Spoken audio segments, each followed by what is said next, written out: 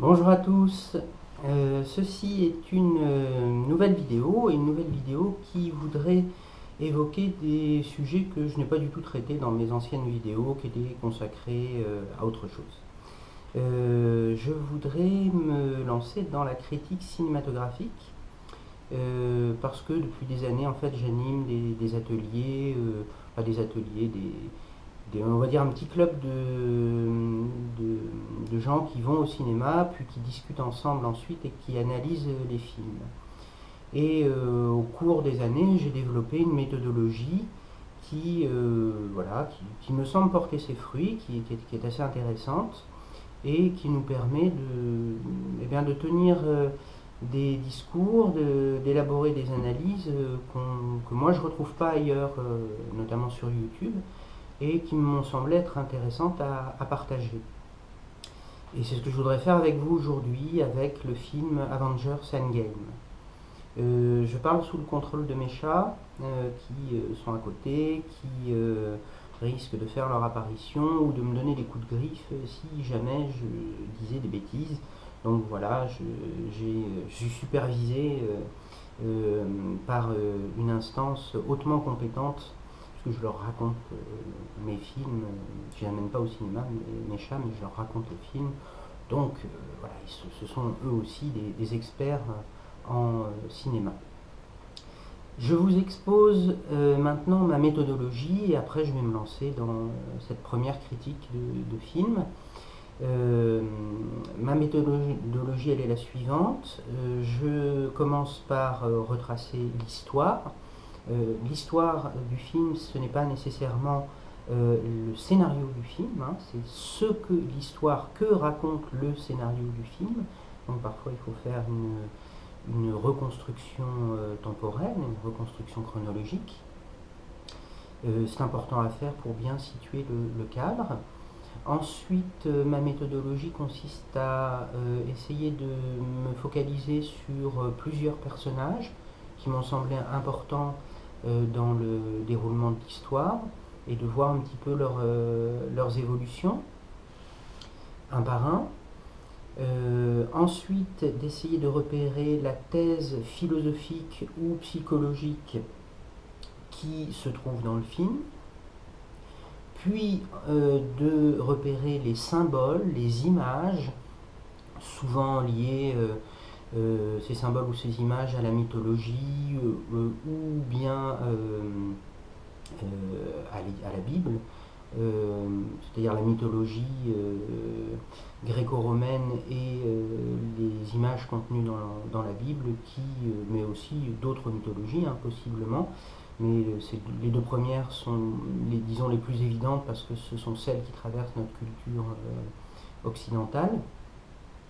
Et une fois qu'on a repéré ces symboles ou ces images, eh bien d'entremêler en fait tout ce qui a été vu précédemment pour essayer de dégager une interprétation, un sens que pourrait avoir le film.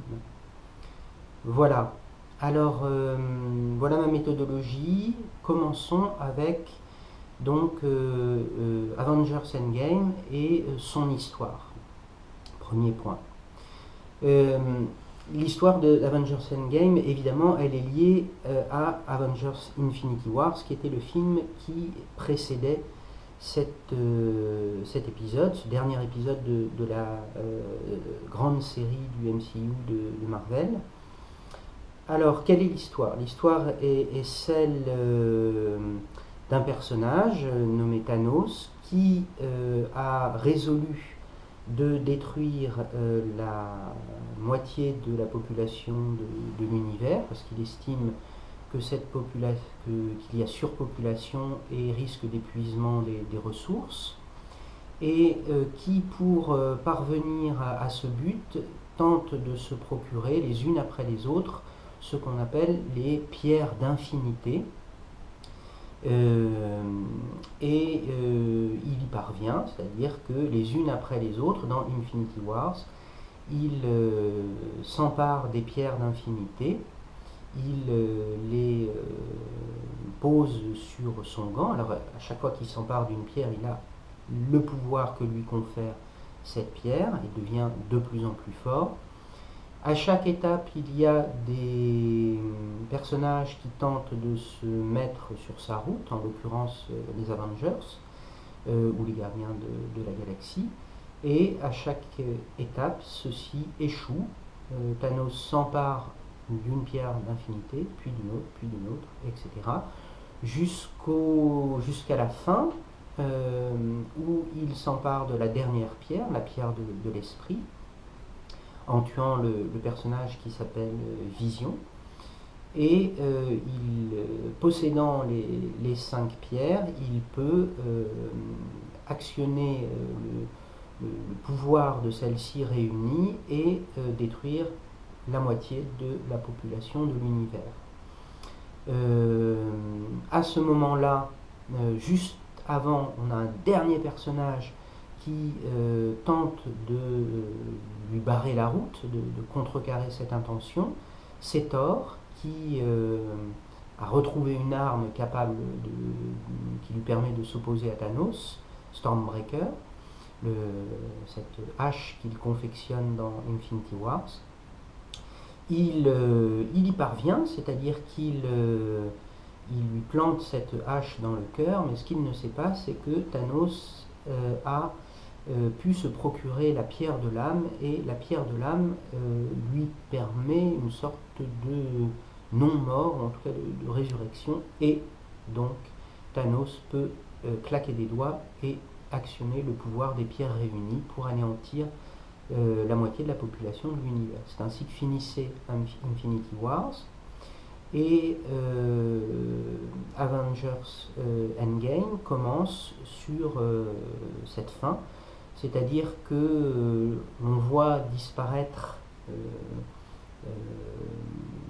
sous forme de fumée, enfin on ne sait pas si c'est des feuilles mortes ou de feuilles carbonisées qui volent dans l'air. En tout cas, les gens, quand ils meurent, quand ils disparaissent sous l'action du pouvoir de Thanos, ils se volatilisent de cette manière, et l'on voit donc le film commencer avec cette disparition des gens. Donc il se trouve que c'est la famille d'un des personnages sur laquelle je reviendrai quand je m'attaquerai à la partie personnage, Hawkeye, Ronin. Et voilà, nous entrons dans ce contexte où Thanos a réussi ce qu'il s'était proposé d'accomplir, et les super-héros, les Avengers se sont prostrés, mais arrive de l'espace le capitaine Marvel, cette femme qui fait l'objet d'un film à part entière qui est sorti il y a un peu plus d'un mois, et qui ramène de l'espace le vaisseau où s'étaient réfugiés Tony Stark et Nebula. Et rapportant ces deux personnages en vie et leur vaisseau, elle peut proposer ses services pour tuer Thanos, et ils montent ensemble une expédition contre Thanos, qui s'est réfugié en quelque sorte sur sa planète une fois sa mission accomplie, qui est parti à la retraite d'une certaine façon. Et au moment où ils le trouvent, ce qu'ils ne savent pas, c'est qu'il a déjà actionné de nouveau les pierres d'infinité pour les détruire et rendre ainsi irréversible la mort des gens qu'il a fait disparaître, puisque seul le pouvoir des 5 pierres pouvait les faire revenir à la vie, ce qu'espéraient les Avengers. Et donc le film commence sur cet échec, et nous nous retrouvons 5 ans plus tard. La population mondiale, la moitié de la population mondiale qui a survécu, tente de surmonter cette catastrophe. Nous voyons même le Capitaine America qui anime des groupes de parole pour essayer de remonter le moral aux gens dans des espaces presque entièrement vides et désolés, puisque beaucoup de gens ont disparu. Et dire,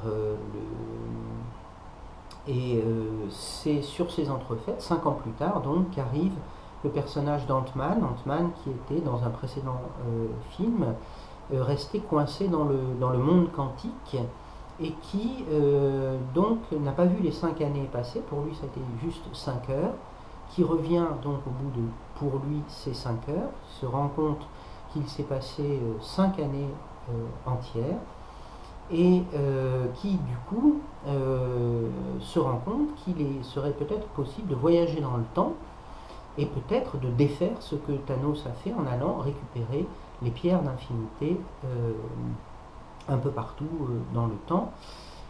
Ils parviennent à convaincre de ce projet, non sans quelques réticences, Tony Stark, Iron Man, qui va leur donner la formule, enfin le moyen technique de réaliser ces voyages dans le temps. Il se lance, il récupère à différents points du temps les différentes pierres d'infinité.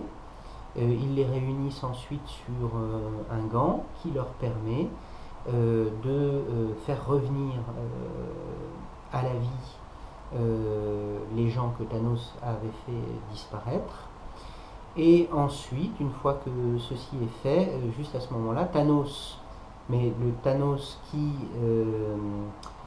était dans l'un des temps où ils ont été récupérés l'une des pierres, Thanos arrive avec son vaisseau, parce que, je passe les détails, mais il a réussi à venir avec son vaisseau, il fait irruption dans cette époque,